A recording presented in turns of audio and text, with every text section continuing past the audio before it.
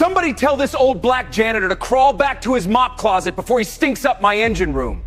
I'm sorry, sir. I just thought maybe I could help with the engine. You? Fix what 100 real engineers couldn't? Know your place, toilet boy. I understand, sir. If you could just let me look. You worthless piece of trash. You push a mope. You are nothing. You breathe here because someone has to clean up after real men. Please, sir. Just 3 hours. Security, drag this disgusting man out. 2 guards grabbed Yale by the arms. His feet scraped across the floor. Let him try. Every head turned. The CEO stood in the doorway, arms crossed. No one in that room knew what was about to happen next. Titan Aerospace sat on 40 acres of concrete and steel just outside Wichita, Kansas. For 3 decades, it had been one of the most respected names in American aviation. Military contracts, commercial engine overhauls, a workforce of over 800 people spread across 4 hangars and 2 testing facilities. The company logo, a silver turbine blade cutting through a blue sky, hung above the main gate like a promise. But promises had been breaking for years. Revenue had dropped 40% since 2019. 2 hangars sat empty. The parking lot, once packed before sunrise, now held more potholes than cars. Layoff rumors circulated every quarter like clockwork, and every quarter, another round of names appeared on the bulletin board. The ones who stayed learned to keep their heads down and their resumes updated. The RX-9 was Titan's crown jewel and its deepest wound. A twin-spool turbofan engine designed in the late 90s for a classified military training program. At the time, it was considered revolutionary, lighter, more fuel-efficient, and more powerful than anything in its class. Titan had bet everything on it. New facilities, new hires, a 20-year contract with the Department of Defense that would have secured the company's future for a generation. Then, the engine died. During its final certification test in 1999, the RX-9 seized mid-cycle. No warning, no gradual failure. One moment it was producing 18,000 pounds of thrust. The next, silence. Engineers ran diagnostics for weeks, then months, then years. Every team that touched it came away with the same conclusion. The failure was somewhere deep inside the engine's architecture, buried beneath layers of interconnected systems that no simulation software could fully map. 25 years later, the RX-9 still sat in Hangar 4, bolted to a test stand, covered in a thin layer of industrial dust. It had become a monument to failure. New engineers called it the coffin. Senior staff avoided the hangar entirely. The engine had swallowed reputations, budgets, and careers and given nothing back. Yale Edwards had been walking past that engine for 15 years. He started at Titan in 2011, night shift janitor. The job paid $14 an hour, no benefits for the first 2 years.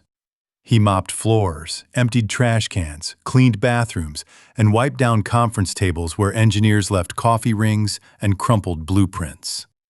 Nobody talked to him. Nobody asked his name. He wore the same gray uniform every day, pushed the same yellow mop bucket down the same hallways, and disappeared before the morning shift arrived. To the engineers of Titan Aerospace, Yale Edwards was furniture, a shadow that queened up after them and vanished. He was 50 years old, tall, lean, with hands that looked like they had been carved from rough wood, thick knuckles, deep creases, calluses layered over calluses. His hair was graying at the temples. His eyes were quiet but sharp, the kind that noticed things other people walked past without seeing. And every night, after his shift ended, Yale did something no one knew about. He stayed. Not in the hallways, not in the bathrooms. In Hangar 4, with the RX-9. He would sit on an overturned crate 3 feet from the engine and study it. He brought a small flashlight and a pocket notebook. He traced the fuel lines with his eyes. He memorized the placement of every valve, every coupling, every bolt pattern on the exterior casing. He read discarded technical manuals he found in the recycling bins. He studied maintenance logs left on desks.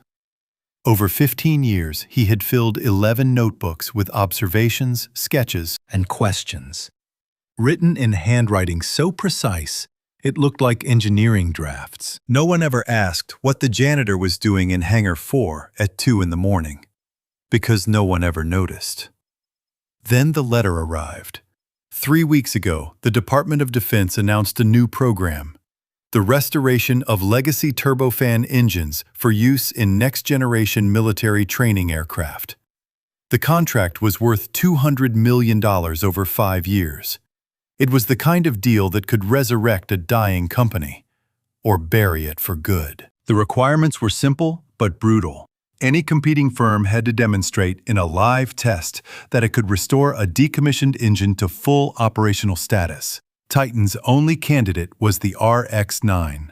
The deadline was 72 hours from the date of the announcement, 3 days to fix what 25 years could not. The stakes were not abstract. If Titan lost the contract, the board had already approved a shutdown plan. 812 employees would lose their jobs. The pension fund, already underfunded, would collapse. The town of Wichita would lose its second-largest private employer. Derek Hargrove took command of the effort. At 33, he was the youngest chief engineer in Titan's history, a fact he reminded people of often. He had degrees from MIT and Georgia Tech, a jaw that looked like it was designed for press conferences, and a voice that filled every room he entered. He wore tailored shirts with the sleeves rolled to the elbows, as if he might reach into an engine at any moment, though his hands had never touched grease. Derek was brilliant on paper. His thesis on computational fluid dynamics had been cited 200 times. He could build a simulation model faster than anyone in the building.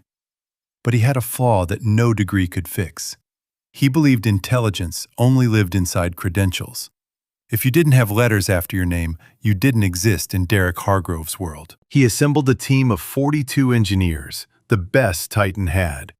PhDs in thermodynamics, fluid mechanics, materials science. They brought in portable supercomputers running the latest simulation software.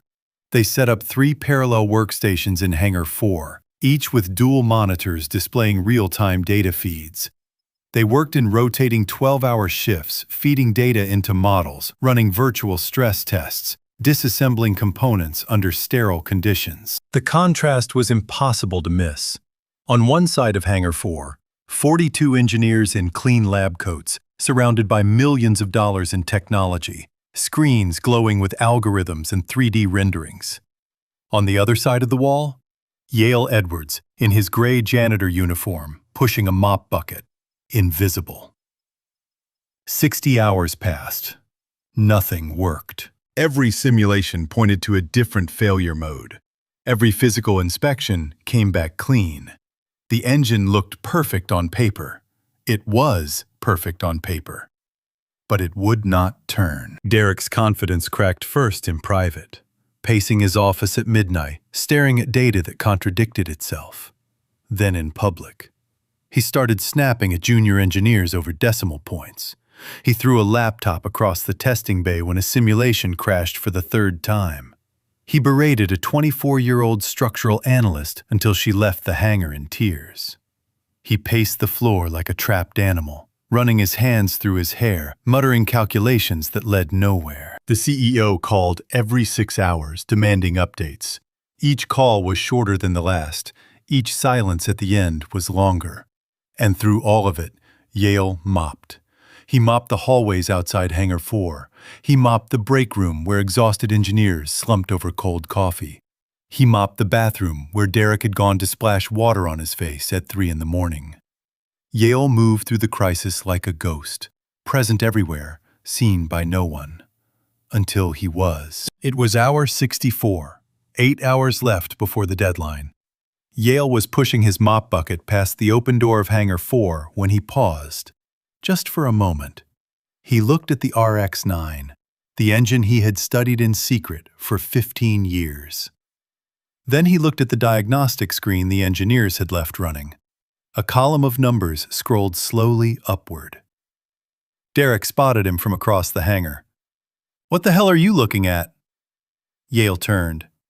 Nothing, sir. Just finishing up. Then finish, and stay away from my engine bay. I don't need your filthy mop water anywhere near my equipment. A few engineers glanced up. One smirked. Another shook his head. A young engineer in the corner pulled out his phone, pointed it at Yale, and started recording with a grin. Yale nodded. He pushed his bucket forward. But as he passed the diagnostic screen, his eyes caught something. A number buried in a column of data that every engineer had scrolled past 100 times without stopping. He stopped. Derek's voice cut across the hangar. I said, "Move, old man, or do I need to spell it out? M-O-P. That way. Now." Yale looked at Derek, then at the screen, then back at Derek. Sir, I think I see something in the fuel pressure data. Column 9. The baseline looks off. The room went dead silent. Derek walked toward Yale with slow, deliberate steps. He stopped close enough that Yale could smell his cologne mixed with 2 days of stale sweat. He looked Yale up and down. The gray uniform, the rubber-soled shoes, the hands still gripping the mop handle. Let me make sure I understand this correctly, Derek said, his voice low and controlled. You, a janitor, are telling me, a chief engineer with 2 advanced degrees, that you found something in my data that my entire team of 42 specialists missed? I'm not telling you anything, sir. I'm just saying it might be worth checking. Get out, Derek pointed at the door. Get out of my hangar, get out of this building, and if I see you within 50 feet of this engine again, I will personally make sure you never push a mop in this state again. Yale stood there for a long moment.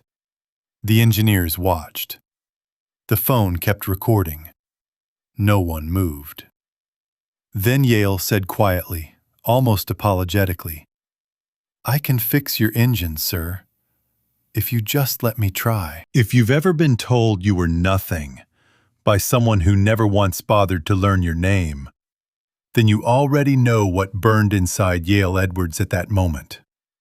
And you know why what comes next matters more than any contract, any deadline, or any degree hanging on a wall.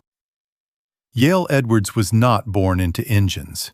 He was born into survival. He grew up in Collinsville, a small town in rural Alabama, where the roads turned to dirt after the last gas station, and the nearest hospital was 40 minutes away if you drove fast and prayed harder. His mother Ruth worked 2 jobs, morning shift at a poultry plant, evening shift folding laundry at a motel off the interstate. She smelled like bleach and chicken fat when she came home, and most nights she fell asleep at the kitchen table before dinner was done. His father, Raymond Edwards, was a different kind of tired. Raymond had spent 12 years as a jet engine mechanic in the United States Air Force. He had worked on F-15s, C-130 cargo planes, and once, during a deployment he never fully talked about, he had repaired a damaged turbofan engine on a runway in Kuwait with nothing but hand tools and a flashlight, while mortar rounds hit the perimeter fence. He came home with an honorable discharge, a bad knee, and a set of skills that no civilian employer in rural Alabama knew what to do with. So Raymond opened a shop. Edwards Mechanical sat at the end of a gravel road behind their house. It was a corrugated metal building with no air conditioning, one hydraulic lift that stuck in the summer heat, and a hand-painted sign that Raymond touched up every spring. The shop fixed everything: tractors, lawnmowers, diesel trucks, boat motors, church vans. If it had an engine, Raymond Edwards could make it run. Yale was 7 years old the first time his father put a wrench in his hand. "Hold it here," Raymond said, pointing to a bolt on a carburetor. "Don't force it, feel it. The metal will tell you when it's ready." Yale didn't understand that day, but he would. By 10, Yale could disassemble a small engine blindfolded. By 13, he was rebuilding transmissions after school while other kids played basketball. By 16, he had a reputation in 3 counties. The Edwards boy could fix anything. But it was not the mechanical skill that Raymond passed down that mattered most. It was a philosophy, a way of listening. Raymond had a saying he repeated so often it became the rhythm of Yale's childhood. Machines don't lie, son. People lie. Resumes lie. Degrees lie. But a machine will always tell you exactly where it hurts, if you're patient enough to listen. Yale heard that sentence 1,000 times, standing in the shop at midnight, lying under a truck in the August heat, sitting on an overturned bucket while his father traced a fuel line with his finger, explaining how pressure moves through metal the way blood moves through veins. You don't fix a machine by looking at a screen, Raymond would say. You fix it by putting your hands on it. You feel the vibration. You listen to the rhythm. You smell the exhaust. The machine is talking to you every second. Most people are just too arrogant to listen. Raymond Edwards died when Yale was 23. Heart attack. In the shop. Alone. Yale found him on a Monday morning, lying beneath a Ford pickup he had been working on over the weekend. The wrench was still in his hand. The engine above him was half finished, one of the only machines Raymond Edwards never completed. Yale buried his father on a Wednesday. By Friday, the bank had called about the mortgage. By the following Monday, the shop was padlocked. There was no money for college, no connections, no one in Collinsville who could open a door to the aerospace industry for a young black man with grease under his fingernails and no diploma on his wall. So Yale did what millions of people in his position do. He survived. He worked construction in Birmingham. He drove trucks in Memphis. He washed dishes in St. Louis. He moved to Wichita in 2009 when a cousin told him there was work at the aircraft factories. There was, but not the kind he wanted. The engineering jobs required degrees. The technician jobs required certifications. The only door that opened for Yale Edwards was the one marked janitorial services. He took it. Not because he had given up, because he was patient. Every night after his shift, while the building slept, Yale sat with the RX-9 in Hangar 4. He studied it the way his father had taught him, not with software, not with simulations, but with his hands, his eyes, and his ears. He pressed his palms against the engine casing and felt for vibrations that shouldn't be there. He traced fuel lines and electrical conduits with his flashlight, comparing what he saw to the technical manuals he had pulled from the trash. 15 years, 11 notebooks, 1 engine, and a motto he whispered to himself every night before he went home: machines don't lie. Yale Edwards believed that with everything he had, and in less than 8 hours, he was going to prove it. The silence after Yale's words lasted exactly 4 seconds. Then Derek Hargrove laughed. It was not a quiet laugh. It was the kind that starts in the chest and pushes out through the teeth, sharp, performative, designed to cut. He turned to his team, arms spread wide, as if inviting them to share the joke. Did everyone hear that? The mop guy wants to fix the RX-9. A few engineers chuckled. Others shifted uncomfortably. The young engineer with the phone adjusted his angle to get a better shot. Someone in the back muttered, "This can't be real." Derek turned back to Yale. "Let me explain something to you, old man. The people in this room have a combined 160 years of engineering education. We have simulation software that costs more than you'll earn in 10 lifetimes. We have been working around the clock for 64 hours, and you, a man who cleans urinals for a living, you think you can walk in here and do what we couldn't?" Yale held the mop handle with both hands. His knuckles tightened, but his voice stayed even. "I'm not saying I'm smarter than anyone here, sir. I'm just saying I might see something different." Something different. Derek repeated the words slowly, tasting them like something rotten. "The only thing different about you in this room is that you don't belong in it." He stepped closer. "You know what I see when I look at you? I see a 50-year-old man who peaked at pushing a mop. I see someone who never made it past a job application. I see a waste of space wearing a uniform that smells like floor cleaner. And now you're standing in my engine bay telling me, that you have something to offer?" He pointed at the door. "Get out. Now." Yale did not move. The standoff might have ended there, with Yale walking away and the RX-9 staying dead. If the door to Hangar 4 hadn't opened at that exact moment. Gerald Whitmore, CEO of Titan Aerospace, walked in first. He was 61, heavy-set, with a face that carried the weight of 3 decades of boardroom battles. His tie was loosened. His eyes were bloodshot. He had not slept in 2 days. Behind him walked Margaret Collins, Senior Vice President of Operations. Tall, silver-haired, 60 years old, with the kind of composure that made younger executives nervous. She had been with Titan longer than anyone in the building and had survived 4 CEOs, 3 restructurings, and 1 near bankruptcy. And behind Margaret, moving with the slow deliberation of someone who had earned the right to take his time, came Dr. Nathaniel Greer. The room shifted the moment he appeared. Dr. Greer was 72 years old. He had spent 45 years in aerospace propulsion, first at Pratt & Whitney, then at NASA's Glenn Research Center, and finally as an independent consultant whose opinion could make or break a program. He had written the textbook that half the engineers in this room had studied in graduate school. His name appeared on 11 patents. He had been called in by Gerald Whitmore as a last resort, a final expert opinion before Titan either submitted its bid or surrendered. Dr. Greer looked at the RX-9 the way a surgeon looks at a patient. Quiet, focused, already diagnosing before anyone said a word. Gerald Whitmore scanned the room. His eyes landed on Yale, still standing in his gray uniform, mop in hand, surrounded by engineers who were actively pretending he didn't exist. "What's going on here?" Gerald asked. Derek stepped forward quickly. "Nothing, sir. The janitor wandered in. I was just removing him." "He said he can fix the engine," a junior engineer said from the back. The words came out half mocking, half curious. Gerald looked at Yale. "Is that true?" Yale met the CEO's eyes. "Yes, sir. I believe I can." Derek cut in immediately. "Gerald, this is absurd. We're 8 hours from deadline, and you're entertaining a conversation with the cleaning staff? He has no credentials, no training, no clearance.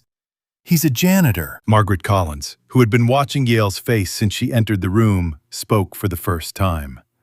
Her voice was calm, measured, and carried the authority of someone who did not need to raise it. "We've had 100 engineers try. 42 of them are in this room right now. Not one has gotten that engine to turn over. We have 8 hours left, Derek. 8. She paused. "What exactly do we have to lose?" Derek's face flushed red from the collar up. "Our credibility, our professional standards. You want the Department of Defense to hear that we let a janitor touch a classified engine? We'll be a laughingstock." "We're already a laughingstock," Margaret said quietly.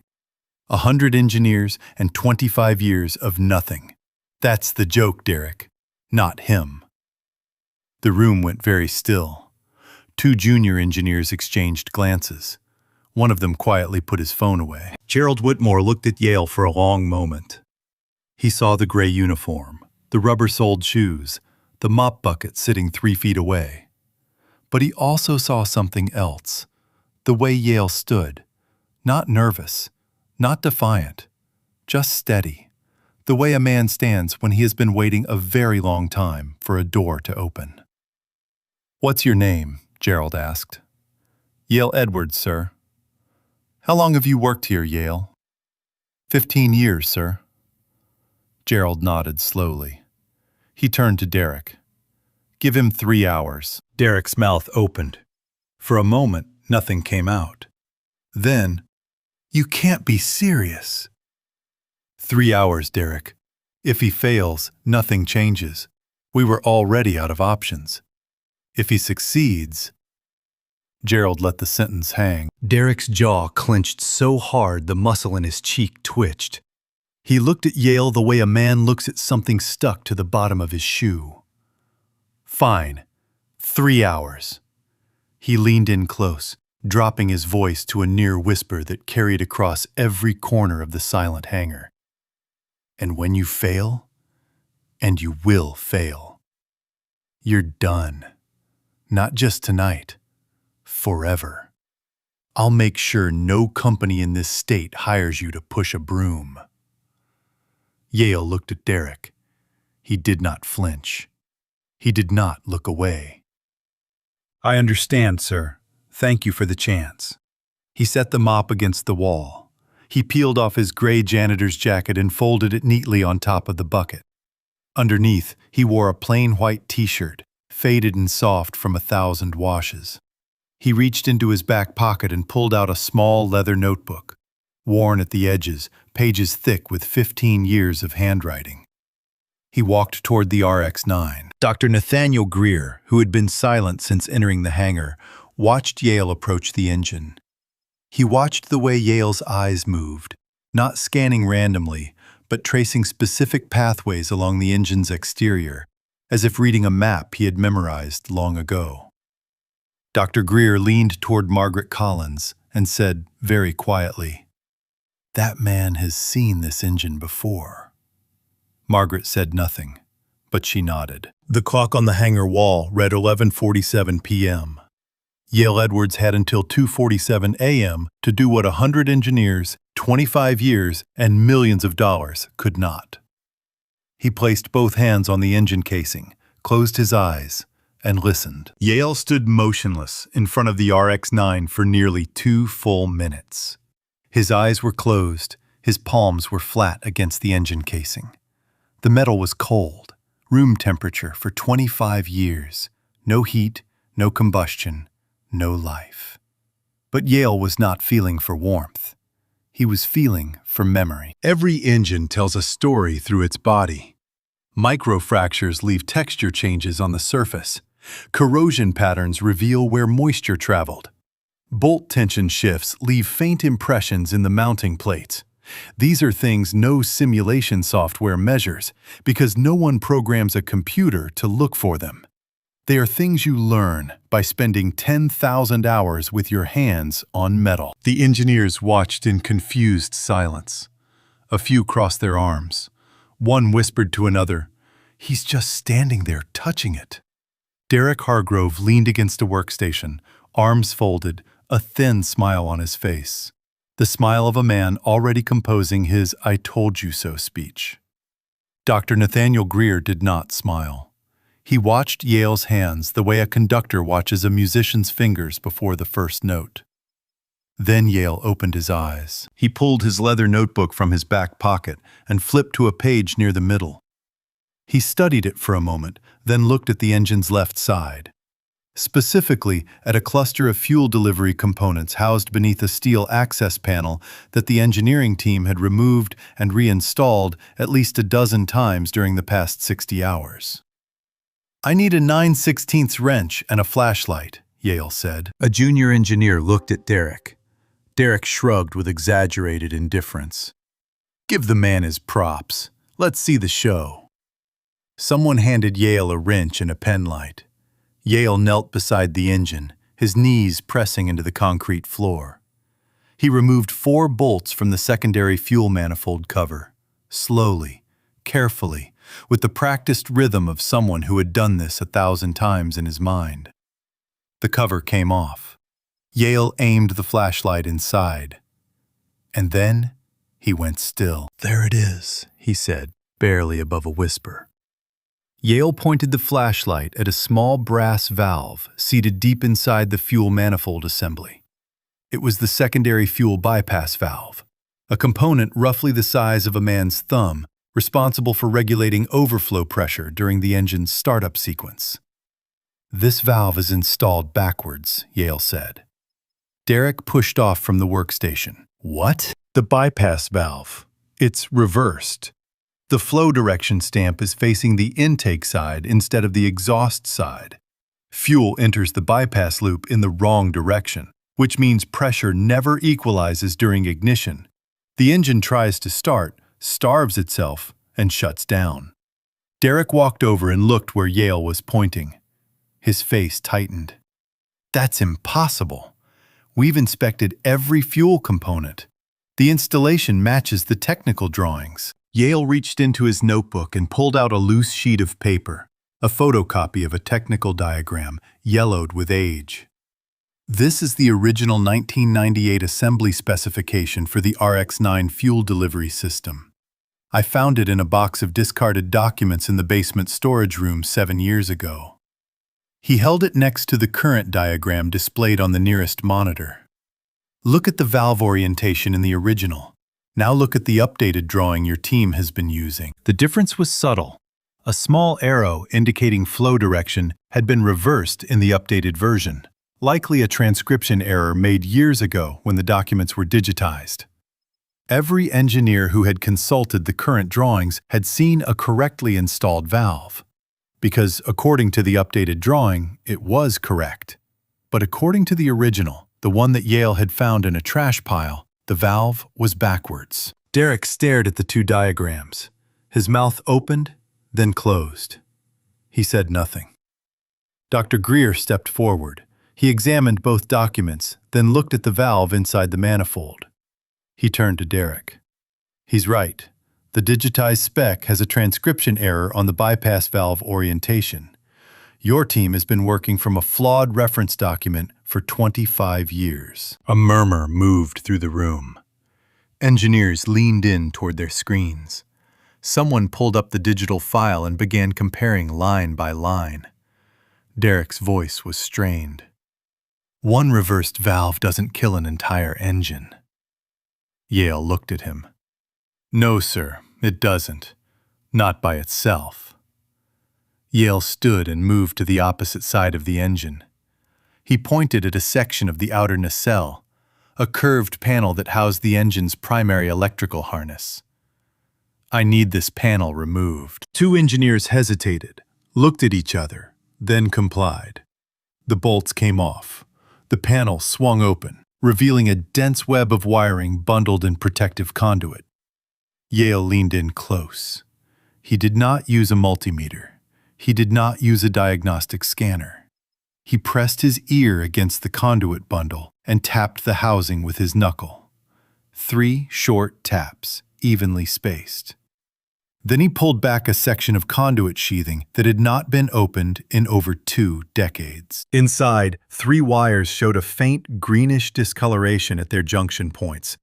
Copper corrosion, invisible from the outside, undetectable by any sensor mounted on the engine's exterior diagnostic ports. Micro-corrosion at the primary ignition relay junctions, Yale said. These 3 wires carry the ignition signal from the control unit to the combustion chamber igniters. The corrosion increases resistance at the junction by just enough to weaken the signal below the ignition threshold. The engine receives the start command, the fuel flows, now correctly once the valve is fixed, but the spark never reaches full strength. The combustion cycle initiates, but can't sustain. He looked at the engineering team. Your diagnostic software wouldn't catch this because the resistance increase is within the acceptable tolerance range on paper. But in practice, combined with the reversed fuel valve, it's enough to kill the startup sequence every time. Dr. Greer crouched beside Yale and examined the corroded junctions. He ran his fingertip along the discoloration. He looked up at Yale with an expression that had shifted from curiosity to something closer to deep respect. How did you know to check here? Dr. Greer asked. I could hear it, Yale said. 4 years ago, during a late shift, the maintenance team ran a low-powered diagnostic cycle on the RX-9. I was mopping the hallway outside. I heard the ignition sequence through the wall. The click pattern was uneven. The third igniter fired a fraction of a second late. That only happens when there's resistance in the relay line. I wrote it down. He opened his notebook to a page dated 4 years earlier.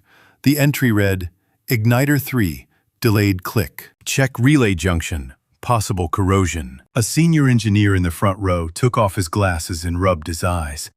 He had been part of that diagnostic test 4 years ago. He had been standing 10 feet from the engine and heard nothing unusual. A janitor mopping the hallway on the other side of a concrete wall had heard what he missed. Derek stood 5 feet away, arms at his sides. His team, 42 engineers with advanced degrees and millions of dollars in equipment, had missed a corroded wire that a janitor had diagnosed by listening through a wall. No one was smiling anymore. The young engineer who had been recording earlier had put his phone face down on the workstation. Yale walked to the rear of the engine. He knelt beside the turbine exhaust section and placed his hand flat against the outer casing. He held it there for 10 seconds, then moved it 6 inches to the left and held it again. "The turbine is misaligned," he said. Derek's voice cracked. "That's not possible. We laser measured the turbine alignment last week. It was within spec." "Within current spec," Yale said. He opened his notebook to a page filled with hand-drawn diagrams, cross-sections of the turbine assembly, annotated with measurements in pencil. The original 1998 design spec called for a turbine offset angle of 14.2 degrees from center axis. When the engine was assembled, the turbine was installed at 14.5 degrees, a difference of 0.3 degrees. He stood and faced the room. 0.3 degrees is within the acceptable tolerance for a new engine, but over 25 years of thermal cycling, even without the engine running, the hangar temperature fluctuates between 40 and 95 degrees Fahrenheit seasonally. That offset compounds. Metal expands and contracts. The mounting bolts shift microscopically. After 25 years, that original 0.3 degree error has grown to approximately 0.9 degrees, enough to create a harmonic imbalance in the turbine rotation that the engine's safety system interprets as a critical fault, triggering an automatic shutdown before the engine reaches operational speed. He held up a small piece of metal, a shim he had cut from scrap stock in the maintenance shop weeks ago, kept in his pocket ever since. "This compensates for the drift. If we insert it between the forward mounting bracket and the turbine housing, it corrects the alignment to within 0.1 degrees of the original spec." The room was silent. Not the uncomfortable silence of before. This was something heavier. The silence of 42 people recalculating everything they thought they knew. Dr. Greer took the shim from Yale's hand. He turned it over, examining the cut edges, the precise thickness. He looked at Yale, a 50-year-old janitor in a white t-shirt, holding a leather notebook filled with 15 years of observations, and said 6 words that no one in that hangar would ever forget. "This man knows this engine better." Better than who? He didn't say. He didn't need to. Every engineer in the room understood. Derek Hargrove stood frozen. His face was gray. His hands were shaking, not from anger anymore, but from something far worse. The slow, crawling realization that a man he had called worthless had just dismantled 25 years of institutional failure in under 2 hours, using nothing but his hands, his ears, and a pocket notebook. Yale did not look at Derek. He looked at the engine. 3 problems, Yale said.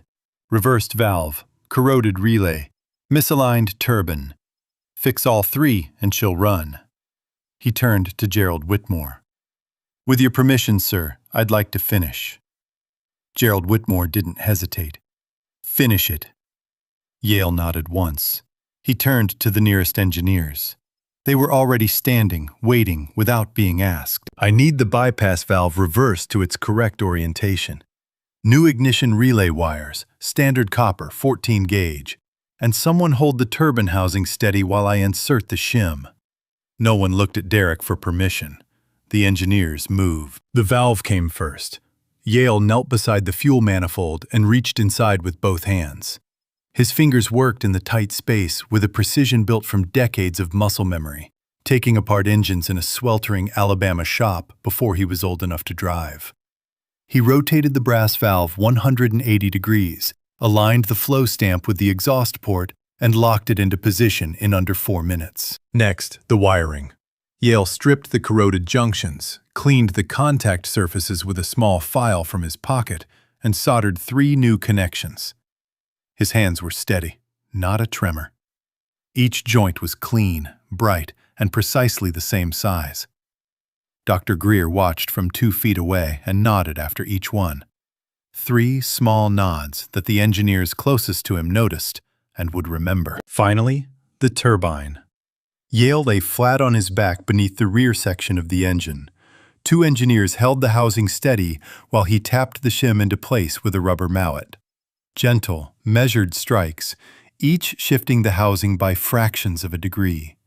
He stopped, pressed his hand against the casing, felt the alignment, tapped once more. "She's centered," he said. He slid out, stood up, wiped his hands on his pants. His white t-shirt was streaked with grease and 25 years of dust. The clock on the wall read 1:23 a.m. 96 minutes of work. The hangar was packed now. Word had spread through the building like a current. Engineers from other departments, security guards, administrative staff, even the night shift janitors Yale worked alongside every evening. They had all gathered near the hangar entrance, watching through the open bay doors. Some held coffee cups, some held phones. All of them held their breath. Yale walked to the engine control panel. It was a simple interface, 3 switches and 1 ignition button. The same panel that 100 engineers had used and failed at for 25 years. He looked at Gerald Whitmore. Gerald nodded. Yale flipped the first switch. The fuel system pressurized with a low, steady hiss, the sound of liquid moving through metal veins for the first time in a quarter century. He flipped the second switch. The electrical system hummed to life. Indicator lights blinked from red to amber across the diagnostic display. He flipped the third switch. The pre-ignition sequence engaged. A rhythmic clicking filled the hangar. Igniters cycling 1, 2, 3, 1, 2, 3, even and clean. No delay on the third, no hesitation. Yale placed his finger on the ignition button. The room went silent. Not a cough, not a whisper, not a phone buzzing. Just the clicking of the igniters and the breathing of 200 people who understood that the next 3 seconds would decide the fate of their company, their jobs, and their families. Yale closed his eyes. For a brief moment, he was not in Hangar 4. He was in a corrugated metal shop in Collinsville, Alabama, standing next to a man who smelled like motor oil and spoke in a voice that never rushed. He could see his father's hands, scarred, sure, patient, guiding his own small fingers around a carburetor for the first time. "Machines don't lie, son." Yale pressed the button. A deep, guttural rumble shook the floor beneath every pair of feet in the hangar. The engine casing vibrated. Overhead lights flickered, coffee cups rattled on workstations, and one slid off an edge, shattering on the concrete. Then the rumble rose, climbing in pitch and power like a wave building toward shore, until the RX-9 roared to life with a sound that shook the walls of Hangar 4 and rattled every window in the building. 25 years of silence, broken in one breath. The thrust readings climbed, 12,000 pounds, 15,000, 18,000, and held steady. Green lights ran across the diagnostic panel like a heartbeat finding its rhythm. Every parameter nominal, every system stable. The engine was alive. No one moved for 5 full seconds. Then Margaret Collins began to clap. Slowly. One person joined, then another. Then the entire hangar erupted. Applause, shouts, tears from people who realized they still had jobs come Monday morning. Yale stood at the control panel, both hands flat on the console, head bowed. His shoulders shook once. Just once. Then he straightened, opened his eyes, and looked at the engine he had loved in secret for 15 years. Dr. Greer walked to Yale and extended his hand. Yale took it. The old engineer's grip was firm, and his voice was thick when he spoke. 45 years in this industry. I have never seen anyone understand a machine the way you do. Your father taught you something no university on earth could. Yale's voice was barely steady. Thank you, sir. He would have liked to hear that. Derek Hargrove stood alone in the far corner of the hangar. No one stood near him. No one looked at him. His arms hung at his sides. His face was empty. Not angry, not defiant, just hollow. The face of a man watching his entire identity collapse in real time, while 200 people celebrated the man he had called worthless. The next morning, Gerald Whitmore called an all-hands meeting in the main assembly hall. Every employee at Titan Aerospace, engineers, technicians, administrative staff, security, maintenance, stood shoulder to shoulder beneath the fluorescent lights. The room held over 600 people. It was standing room only. Gerald walked to the front. He did not use notes. Last night, at 1:23 a.m., the RX-9 engine was successfully restored to full operational status. For the first time in 25 years, that engine ran. Every system nominal, every parameter within spec. He paused and let the murmur pass through the crowd. The Department of Defense has accepted our live demonstration. The contract, $200 million over 5 years, has been awarded to Titan Aerospace. This company will not be closing its doors. No one in this room is losing their job. The applause was immediate and loud. People grabbed each other. Some cried openly. A woman in accounting who had been updating her resume for 3 weeks straight pressed her hands to her face and sobbed. Gerald raised his hand for silence. The man who fixed that engine is standing in this room right now. Most of you have seen him every day for 15 years. Most of you never learned his name. He turned and looked directly at Yale, who stood near the back wall, still wearing his janitor's uniform.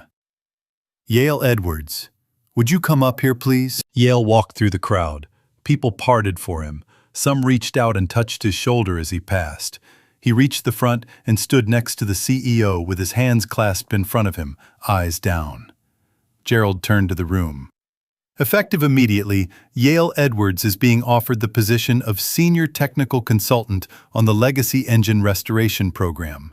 Dr. Nathaniel Greer has personally requested that Yale join his advisory team. Dr. Greer, standing to the side, nodded. Gerald continued. Additionally, Margaret Collins has established a full technical scholarship in Yale's name through the Titan Aerospace Foundation, should he choose to pursue formal certification. Yale looked up. His eyes were wet, but his voice was clear. I appreciate it, sir. All of it. I just wanted a chance to show what I could do. That's all I ever wanted. The room erupted again. This time, the applause did not stop for a long time. The celebration lasted less than 24 hours. Then the questions started. It began with a quiet audit, the kind that happens behind closed doors, when a $200 million contract forces a company to open every file it has been keeping shut. The Department of Defense required full documentation of the RX-9's maintenance history as part of the contract terms. Every report, every inspection log, every signature. Margaret Collins led the review personally, and what she found turned the rescue into a reckoning. Over the past 3 years, Derek Hargrove had submitted 14 falsified technical reports to the company's Engineering Oversight Board. Each report claimed that his team had conducted comprehensive diagnostics on the RX-9 and concluded the engine was beyond repair, a permanent write-off.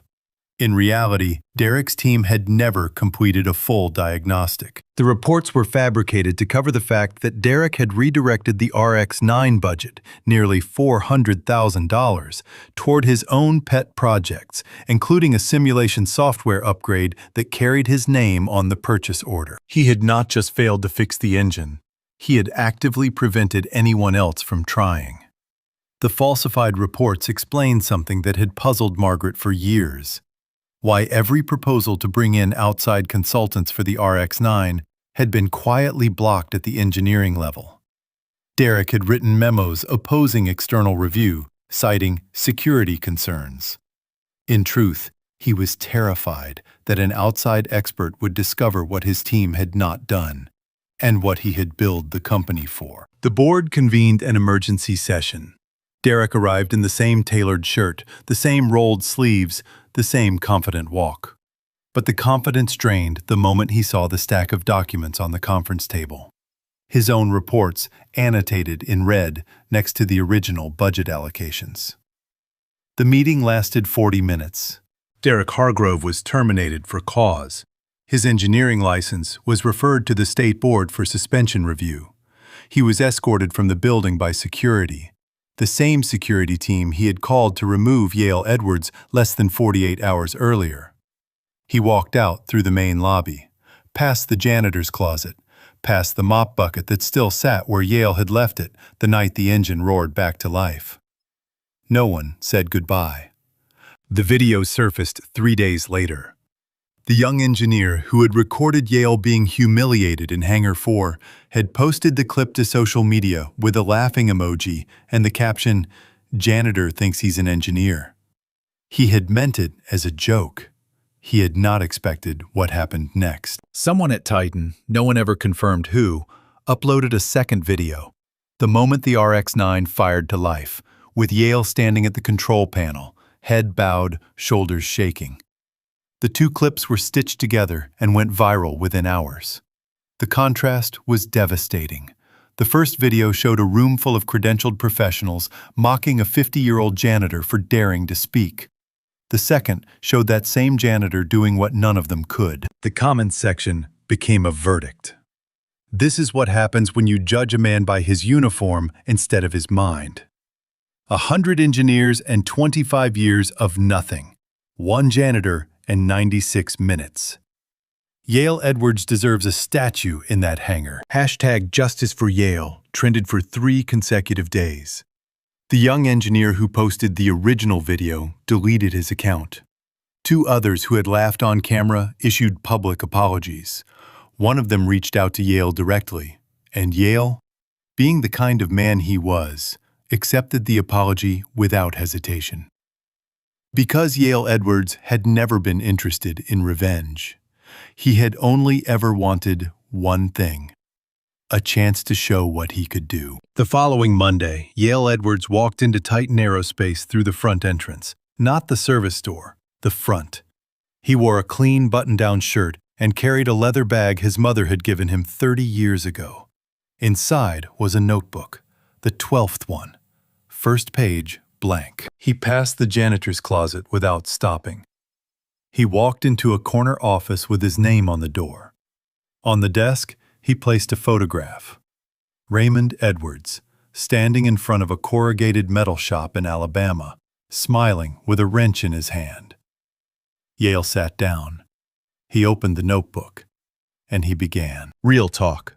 This story wrecked me. Yale didn't need a degree. He needed one person to say, "Let him try." How many Yales are out there right now, mopping floors, holding the answer, waiting? Drop a comment. Share this. Subscribe so you don't miss the next one.